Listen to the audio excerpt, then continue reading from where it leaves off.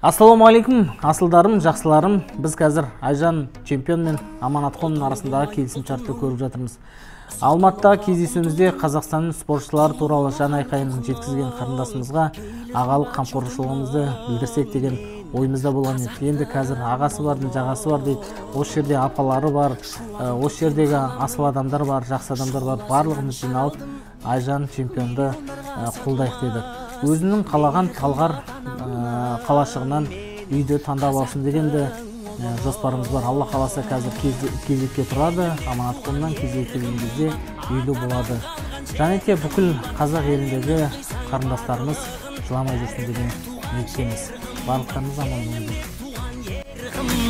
Атадан қалған жер қымбат, әлемнің қисаң барлығын, бәрібір туған жер қымбат. Мен қазақтың ұлымын,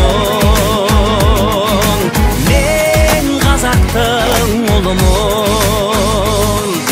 Жұлдызын жисаң ғаламның, жұпары қымбат даламның, найза бүгізім кетермен, намысы үшін бабамның. Мен қазақтың ұлымын. Құрметті жақсы адамдар, міне дәл қазір Нұр-Сұлтан қаласында Қонаева 12-де өзіміздің Асыл Адам қайырымдылық қорында біздің міне әлемге танытып жатқан, осы еліміздің көк байрағын биіктен желбіретіп жатқан Айжан чемпионымызға бүгін біздің Көңілбай мырзаның игі ісін жалғастырып, ол кісі өзінің атынан ағасы бардың жағасы бар деп, осы біздің Айжан қарындасымызды, сіңілімізді осындай біздің Аманатхон компаниясына баспанаға кезекке қойып беріп жатыр. Халқым менің осы Асыл Адам қоры ұжымына, Аманатхонға, ұжымына және Көңілбай мырзаға көп рахметімді айтқым келеді, алғысым шексіз.